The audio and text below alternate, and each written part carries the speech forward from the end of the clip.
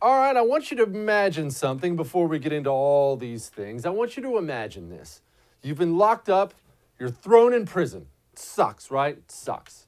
And you got a wife, and you love her, and she loves you. And the prison warden decides he wants you to break up with your wife. He wants to break up the marriage.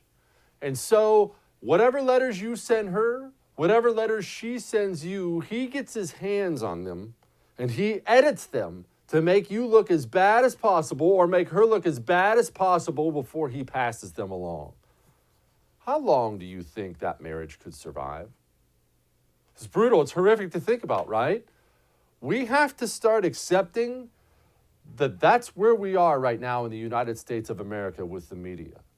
How can you find truth out there when every single thing is either outright lied about, or the truth is twisted, or they omit key parts of the story to push only what they care about? How can anybody, not just Donald Trump, you, me, everybody, how can anybody overcome that? It's time to accept the reality here.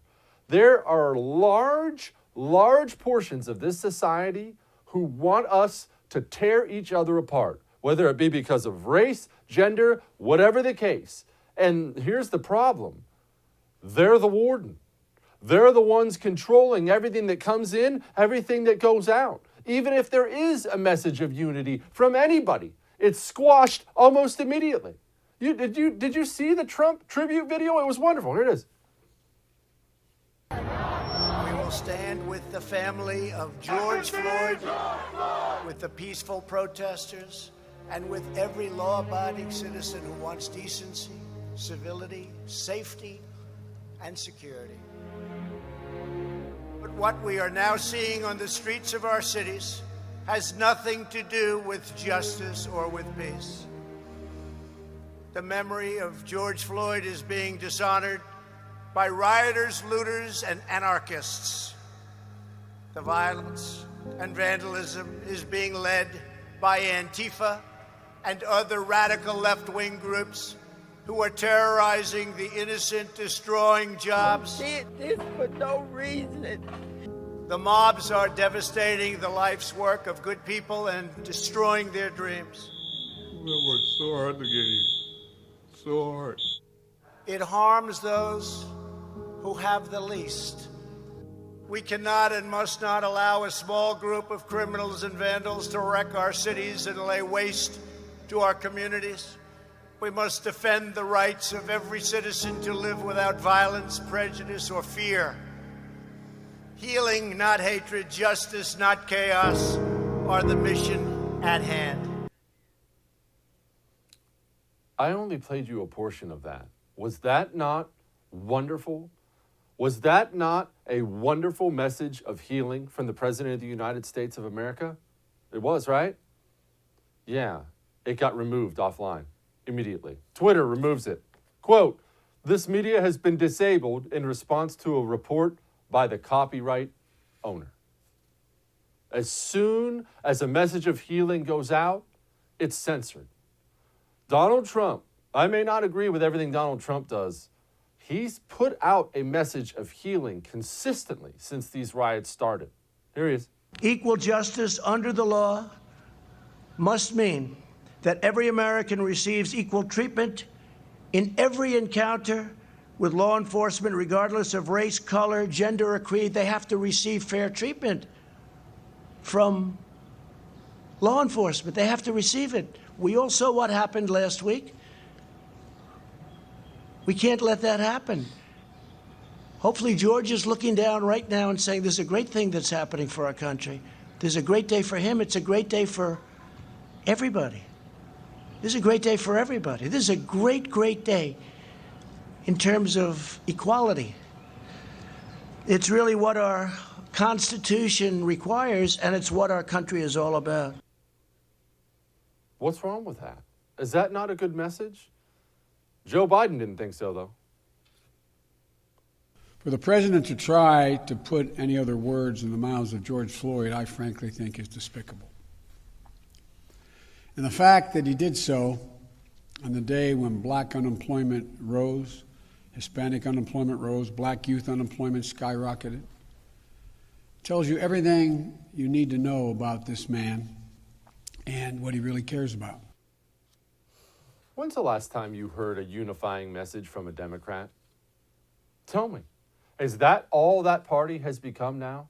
You're a victim, and you're a victim, and you should hate them, and you should hate them. That's all I hear. And of course, the media. Here's Andrea Mitchell and Republican Michael Steele. Michael Steele, that seemed to me a little tone deaf.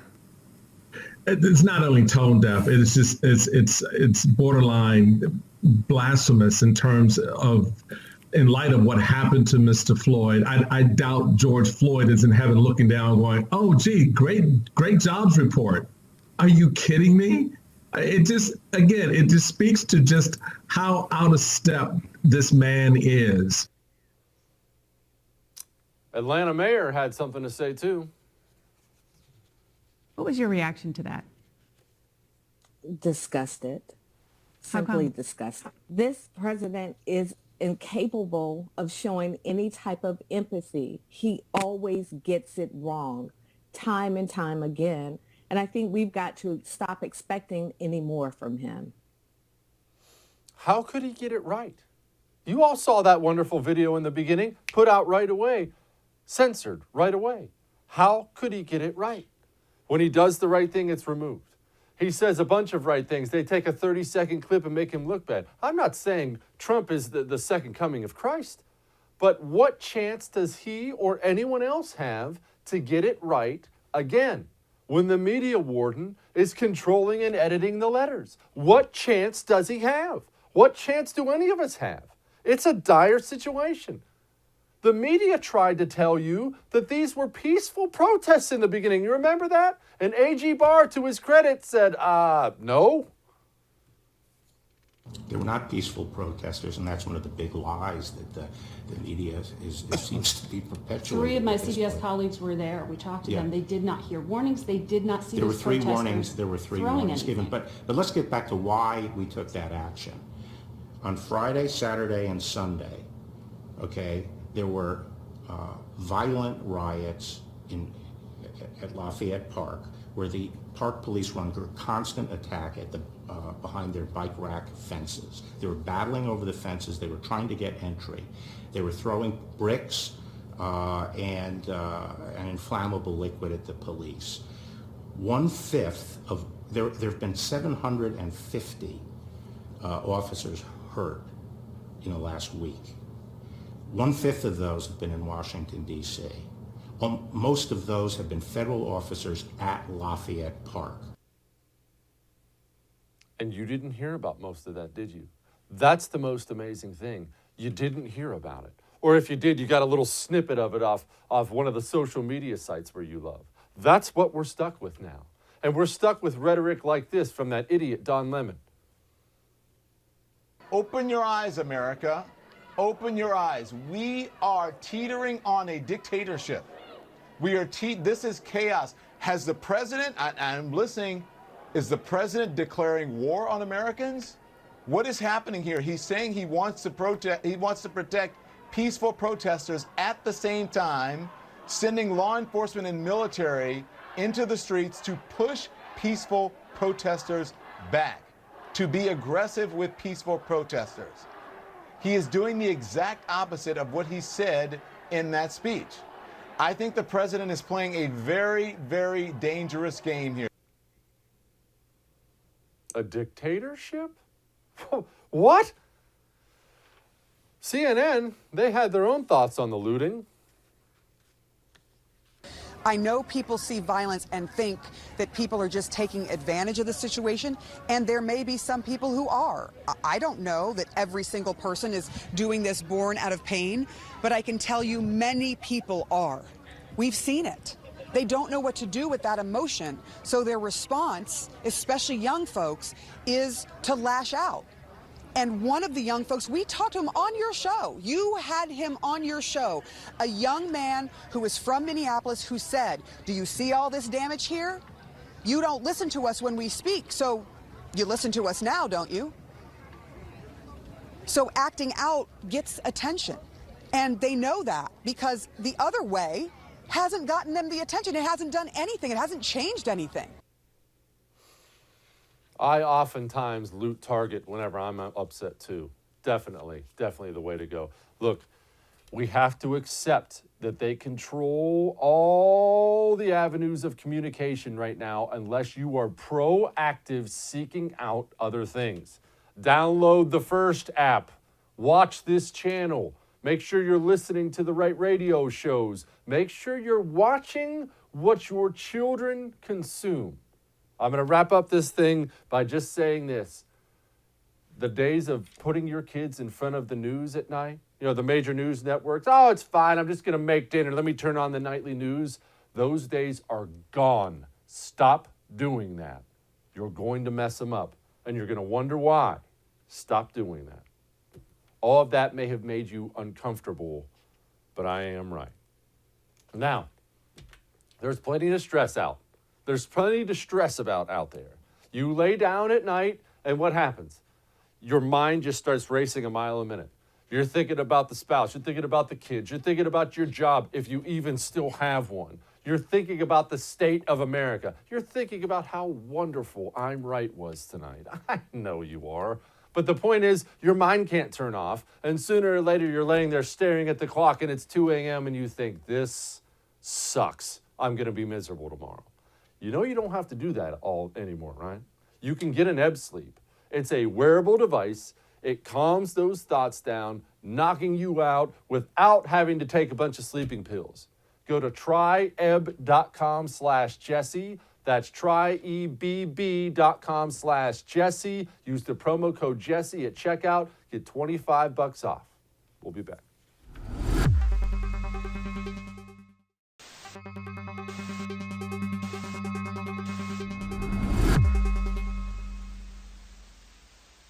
Joining me now, as you Bachelor fans will recognize, Jillian Anderson, former Bachelor contestant, current ambassador for Turning Point USA and the FALKIRK Center. Jillian, you're the perfect person to ask this question to. Hollywood, the media. I hope. How did the leftists... What's that? I said, I hope it's not, will you accept this rose? Because of that intro. You know what? Actually, that would be a probably easier question to answer than the one I'm about to ask you. How did they take over all of it? I mean, I'm sure you've seen it. I'm sure you see it every day. And I could understand if they had 60% of it, 70% of it. But when it comes to Hollywood entertainment, they have 100. How? I mean, I think that, you're talking about total media, right? How they're taking over with all these movements, these cultural movements. Well, it's funny. I think I was reading this article by Emily Jasinski, and she said it really best. Like, from the Black Lives Matter movement to Pride Month, corporate America is enriching itself through the appropriation of anti-capitalist cultural leftism. And these people running these major companies and corporations, they're capitalists. They're making money off the capitalist, movement. But companies like Gucci and Nike, who, mind you, were looted last week and lost their products, are the same companies who are making money off of this cultural movement. They're posting and they're sharing. We are with you. I think they're genuinely with this movement, but they're also scared to not make money if they don't support it, whereas they're supporting a movement that supports anti-capitalism. It doesn't really make sense. And I think with these celebrities and all these elites out in Hollywood who made their wealth off the capitalist system seems entirely unaware that things like movements like Black Lives Matter, the organization, not the issue, they're all anti-capitalist. And they wouldn't have their careers and the money they have if we stopped being capitalist or nation. It's absolutely nuts. I don't think they have a clue. I'm glad you brought up the celebrities, by the way, because we saw during the heat of the protests, during the height of it, when people were dying, things were burning, we saw celebrities like Chrissy Teigen, Steve Carell, which broke my heart, Seth Rogen, and others volunteering $100,000 a piece in bail money. And look, it's one thing to say you're voting for Hillary Clinton. When you openly admit that you're shelling out huge chunks of cash to bail out people burning down American cities, you're flat out anti-American. How did that come about? again, I think sometimes their heart's in the right place. I don't think they're fully informed of what they're putting their money towards. I mean, peaceful protesters aren't the ones getting arrested. It's the ones that are throwing bricks at horses. The ones that are, if you didn't see that picture, it's really gross. It's the ones that are looting stores, the ones that are shooting other people. They're the dangerous ones, and they're going into jail and getting bailed out by these celebrities. Mind you, are sitting in their mansions with all of their private security. They don't have to worry about the police. They don't have to worry about any of this. The thing is, they're not helping the small business owner who might not have insurance, who put all of his life savings. We all saw that viral video, that firefighter who owned that restaurant and bar, and it got burned to the ground. Why don't we help those people? Why don't these celebrities take their money, and if they really cared about this cause, they could put money to nonprofits that are trying to feed children and individuals who don't have access to grocery stores because it was destroyed in a fire, like in Minneapolis. We could be helping, fund rebuilding businesses the rioters destroyed. They could, they could take their money and put it in so many other useful ways to help the inner city communities that are most affected by this racial tension. You live in D.C. D.C. is, I'm not making this up, it's something like 92% Democrat. As somebody who lives there, most people don't live there, can you tell, like when you walk around, can you tell this is a blue place, or does it just seem like any other big city?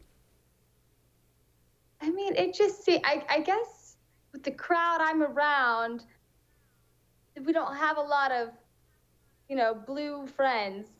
Like, I guess it's my work and what I do. I tend to surround myself by like-minded individuals, whether that be at church or at work.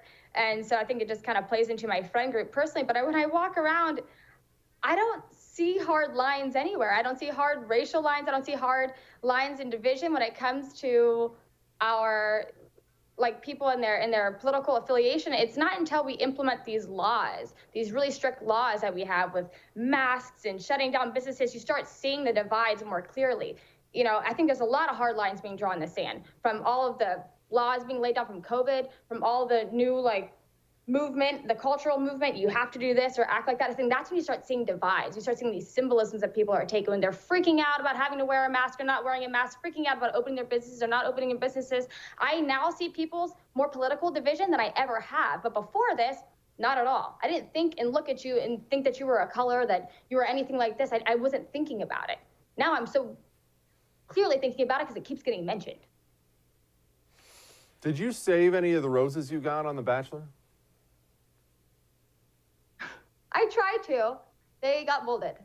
I put them in a bag. They mold before I went home. Do they not teach you city people how to dry out flowers and save flowers? I mean, we're living out of suitcases, so we're traveling a lot, and I don't know. It doesn't matter. Although the day I got kicked out, this was really fun. We stayed, and I think it might be one of the most expensive hotel rooms in all of America in San Francisco. I got kicked out. Don't ever watch the episode because I haven't even watched the whole thing yet. Woof. But after that, there was a whole refrigerator full of roses. They bring a bunch to my date at a time. And they were all, if you notice, the Bachelor roses, I have roses here. They'll go ahead and they'll pick off all of these. And they're these perfect little roses. And they have a bunch on standby. So there was 6 of them. And those are the ones I stole, not actually ones I ever received because I got kicked off that day. But I try to take those home. Do you still feel the sting of that rejection? Sometimes. Huh? Do you still feel the sting of that rejection in that day? No, because what I was about to say is sometimes losing is winning. Okay. But all right, I honestly, enough. All right. I didn't really like him the whole time, but it's fine. Cops in America. Jillian, I understand questioning law enforcement. Shoot, I've always questioned law enforcement. People in authority should always be questioned. But I feel like the entire nation, huge parts of the country, have just decided in the past week and a half, that cops are the problem in our society. I can have disagreements with law enforcement, disagreements with laws and the way they're enforced without ever losing my mind in a way that I feel like cops are the real issue we face. I mean, I think there's a lot to be said about people being scared of cops, and that needs to be addressed. But I can only speak for all the good that I've seen cops do. And like them or not, they're out there every day risking their lives for us. And I just want to say this, if someone breaks into my house and they run and try to chase me down with a knife, I'm going to go ahead and call a cop to save me, not wait an hour for a social worker to show up. But that's just me. But I'm glad you brought up cops, because can I tell you, when I was walking up and down DC on Sunday night, there was a bunch of Hummers and military and guards, Army guards out there, or whatever you call Army people, because we don't care about the Army. I'm just kidding, we love them. But I see all these officials, and they're all mixed races. They're largely really not white here in DC. And it's so funny, we're pushing, these people are there guarding and protecting us and protecting these business owners against a movement that's like hurting their own cause a little bit. And so it's really kind of sweet and special to see, but I respect cops. I'm so thankful for cops. I'm glad we have them. I think, you know, there should possibly be reform done. I don't like that people are scared of them or afraid of them. Of course, some people have deep wounds because they were, you know, negatively hurt by them, but largely I think that they're great. There's a lot of really, really good cops out there. And so I hope that Trump's new reform that he puts out, like it changes and adjusts some things, but I'm fully supporting those guys who are gonna protect me. Does it make you feel less safe to have the Army instead of the Marines there? 100%, because the fruit of the proud. Absolutely. Jillian Anderson, thank you, ma'am. You know. Thank you, ma'am. All right. We have more. Hang on.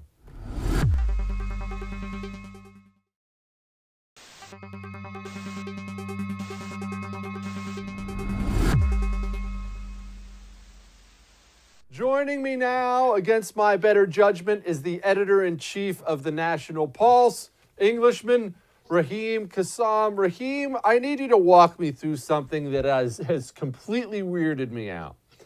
Australia, England, all these places, Western nations who are not the United States of America, don't have a great kinship with Floyd.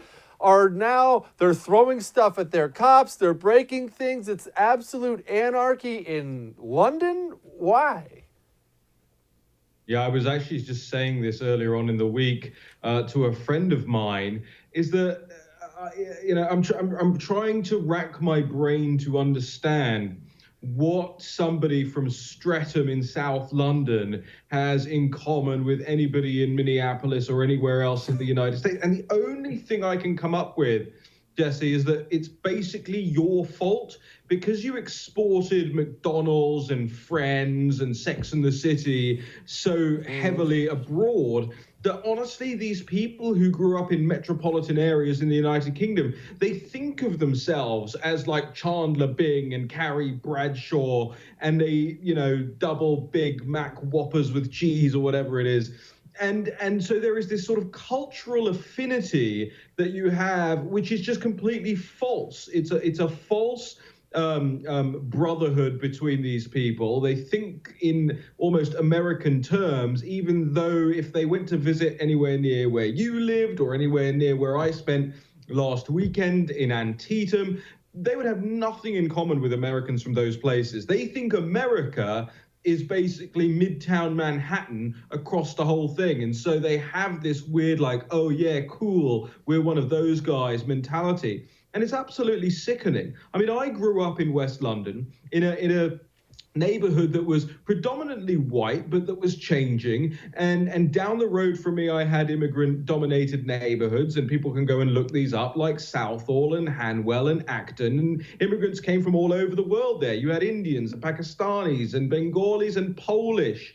And in South London, you have a lot of black people there as well. And London worked like that. Now they're trying to divide the city into these little pockets where, like, okay, the Jews live in the north and the blacks live in the south and the Indians live in the west. And it is the thing that leftism does, is it pretends to unite people, and actually it divides people. And that, I think, is why you see this affinity between Black Lives Matter in the US and Black Lives Matter in the UK, which, by the way, is actually not Black Lives Matter. It's a wholly owned subsidiary of the Socialist Worker Party, which is a political party in London. Okay, let's get a couple things straight here. Only one of us knew the actual characters' names on Friends. That's one. 2, there's no such thing as a double Big Mac Whopper at McDonald's. The Whopper is Burger King, which is foul. The Big Mac at McDonald's is fantastic. That's 2. 3, I need you to lay out what you just said when it comes to Black Lives Matter, because I have been beating my head against the wall explaining this on my shows over the past week. People see the name, which is very clever, by the way, and they think you have to support Black Lives Matter. Otherwise, you don't want black people to live? When in actuality, Black Lives Matter is no different than the feminist movement, than the LGBT mob anymore. It's just another left-wing group that has figured out a way to advance left-wing policy. This is one of the big cons of our time, is that we're being led to believe, and the media gaslights us into believing, that the radical feminist movement has different people than the Black Lives Matter movement has different people from the LGBT rights movement. No. These are all the same people from all the same universities. They just put on a different shirt for the day and put on a different hat for the day, and they go out and protest under a different banner. Now, in the UK, they're not as sophisticated at hiding it. On the bottom of Black Lives Matter placards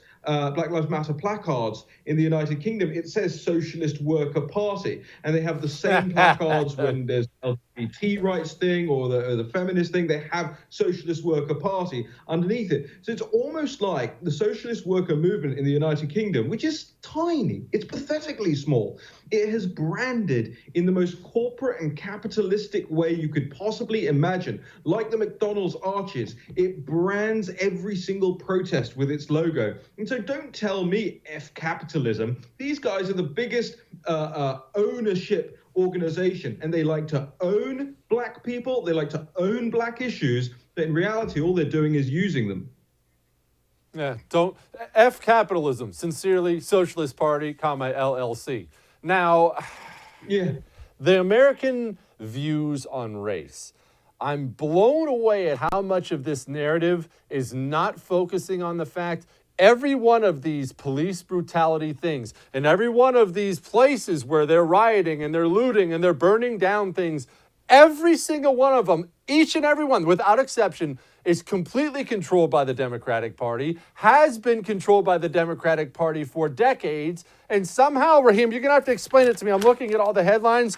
Nobody addresses that. This is all an indictment of Trump. We don't have enough National Guard. We don't have enough police. We have city councilmen and mayors right there in Minneapolis if you have a problem with the police department.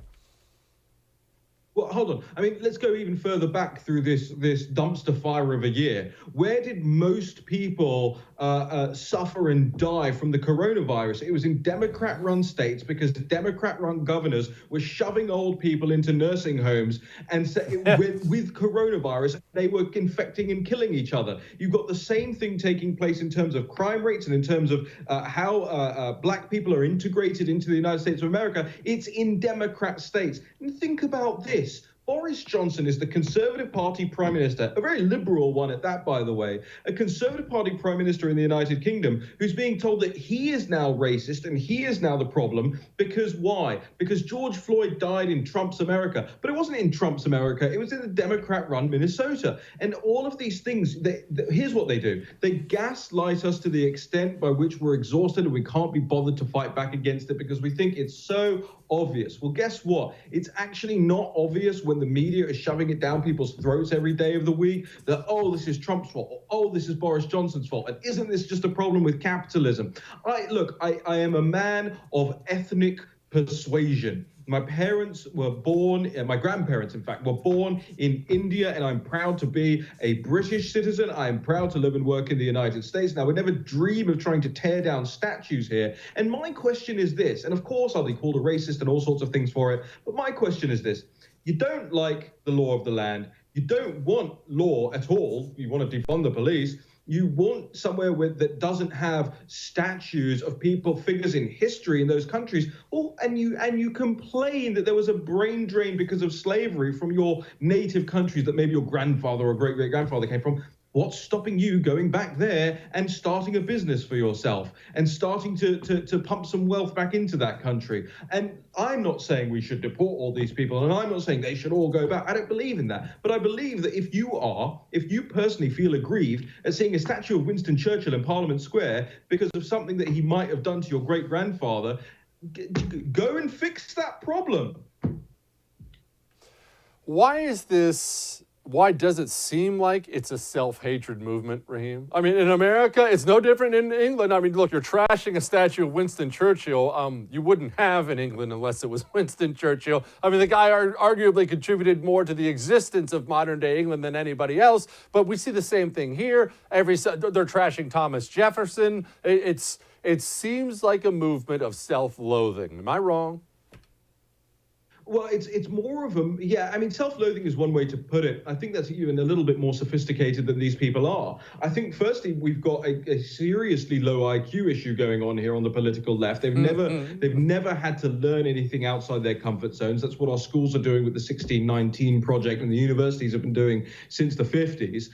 You've also got a nihilism problem. You've got a lack of God. You've got a lack, if I may say so, a lack of king and a lack of country being taught in schools. And so there's this nihilistic, it's not even a self-loathing, it's a I don't even want to exist. There should be a gaping big black hole where the earth is, and only then would racial equality reach the 100% that we're struggling to get. If all humans refuse to exist or didn't exist in the first place. And that's what this comes down to for me. It's those who value the gift of life versus those who don't see a point in why human beings exist at all. And I'm afraid that we may be at an insurmountable point with this. We may have to, Western civilization may have to tear itself apart before it can build itself back up. Have you felt, as long as you've been here, have you felt the longer you're in America, the better you get at speaking our language? I came to America for the first time alone as a grown man. Well, I never really grew up, but I came as a 23-year-old, and I remember stepping off the plane at Dulles International Airport and looking out on a sea of American flags. And nowhere else in the world had something like this. And I just thought, oh my goodness, you walk out to the airport and there are like 10 or 11 American flags just in your eye line. And I went downtown, even in Washington, D.C., and there was this great big American flag that used to hang from a building in Connecticut Avenue. And I thought to myself, whoa, this is amazing. This is phenomenal. A country loves itself so much and takes so much pride in itself. And then slowly but surely over the last 10 years, you've seen that get whittled away. And I've talked about this before. Now, if you walk down Connecticut Avenue, it's LGBT flags, it's BLM signs, there's all sorts of other things, and there's just not as many American flags anymore. So while I have learned to talk what I think is the American talk, it feels like America has forgotten to talk the American talk. And for people like me who looked across the Atlantic and went, wow, I want to be a part of that because that is absolutely amazing and cool and phenomenal, I'm now living the demise, and it's so, it's tear-jerkingly sad, Jesse. Raheem Kassam, National Pulse, thank you, my friend. Thank you. All right, we got more. Hang on.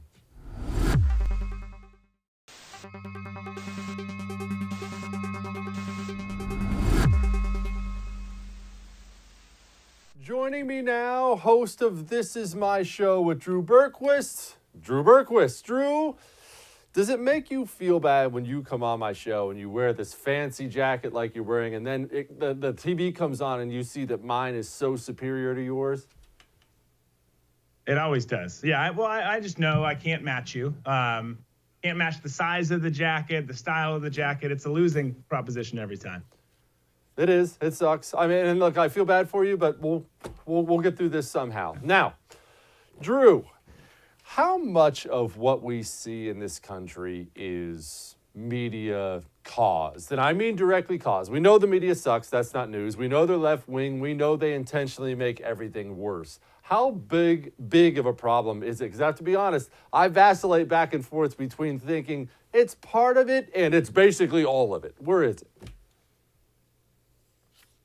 Yeah, I'm with you. I think that it's a little bit of both too. I tend to think it's mostly all of it. But you know, with that comes it's a double-edged sword, right? Because you've got this media who's able to go out there and push whatever agenda and lies that they want to, which they're really, really good at, by the way. You got to give them credit where credit's due, I guess.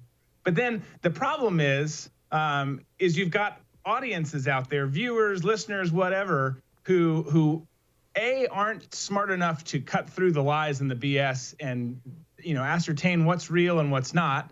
But it's also, the problem is you have those people who can't cut through it, and also that's the only voice they're hearing. So it makes it really, really difficult. It's like, you know, I was saying this week, you cancel cops and live PD, some of the only opportunities to show the good in police, and now only thing that's left, the only voice that's left to talk about police is the mainstream media, who, of course, their narrative is cops are bad, they're awful people, whatever.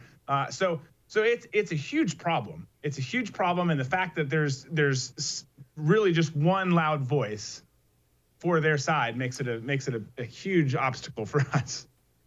It's a huge obstacle, and I guess this is what I've been trying to wrap my mind around, Drew, because I don't want to always just, you know, everything sucks and they suck and this sucks. I want to actually present some kind of solution or something. What can we do about it? Because everything you just said is 100% true.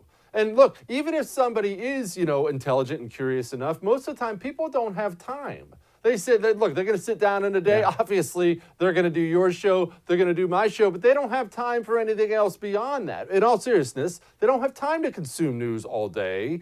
How do you cut through that when they sit down for 15 minutes a night? Oh, cops are racist. That sucks. I hope we eliminate them. And they turn off the television. How do we overcome that?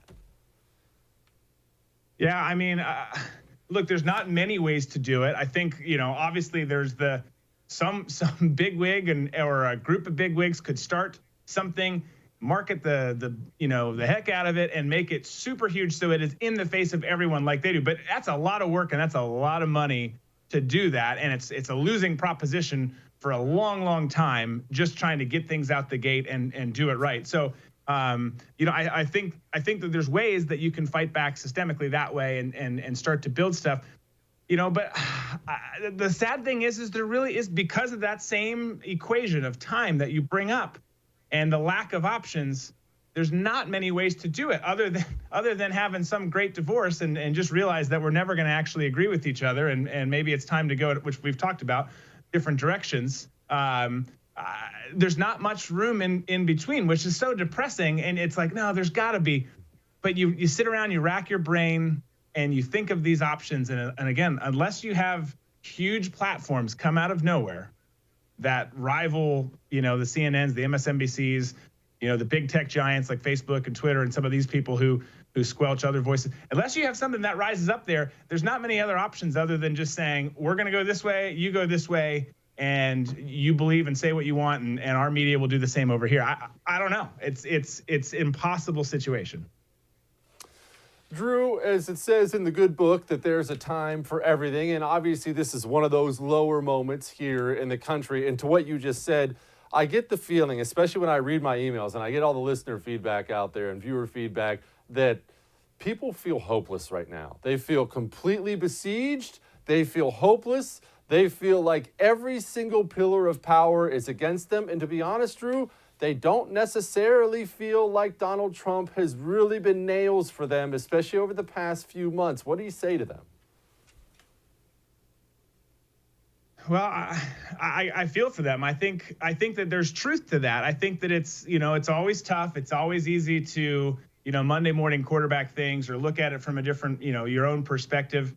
But I feel for him. And I think where the Trump administration probably is right now is, hey, we want to win this election. You should, by all, you know, there's no reason that Biden shouldn't be defeated. I mean, he doesn't know what day it is. But all this stuff coming up, you show your strength too much and you say, okay, hey, I'm rolling in, you know, with NRAPs and this, that, and the other into the Chaz zone, which I think is hilarious because the only name that Chaz goes with is Will Ferrell's character in Wedding Crashers. But you roll into the Chaz and you take it back, but then all of a sudden you're this dictator who's, usurping their power and going too strong. So I think they're trying to strike that balance. But in that, there is reason to say, well, more has to be done. Like, these cities are burning. Like, we've let governors dictate COVID. We've let governors dictate this. At a certain point, you just need to drop the mic and say, I'm doing this. I'm in charge. If you don't like it and I end up losing in November, so be it. Stand on your principles. But these other people have proven they can't lead. I mean, some of them have lost their cities. So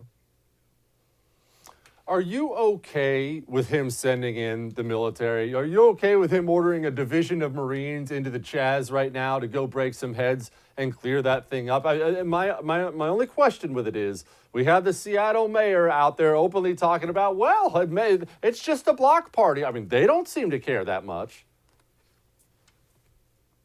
Yeah, it's just a block party. It's Lord of the Flies. Someone's out there with a conch, piggy. Look, I don't know that I am. I'll say this, and this is a double standard. If I was allowed to go in with them, then I would say yes, like absolutely, 7 days out of 7, let's go in. But I think politically, it's a very dangerous move. I think it's a dangerous move because, I think what needs to happen with these situations, and it's the same thing with like Minneapolis calling for defunding the police, or Seattle setting up Chaz, which again is remarkable. That's the name they went with. But you let them run the course. Like, let them if libs want to take over an entire city, I hate it to be Minneapolis because I still have season tickets to the Vikings. But like, if you want to take over an entire city, you want to take over a section of a city in Seattle, have at it, because you can see the writing on the wall. This is going to be a disaster. Like, you've got a bunch of, it's like going to Afghanistan where you've got a bunch of little kids running around driving cars with guns. It's the same thing in Seattle right now.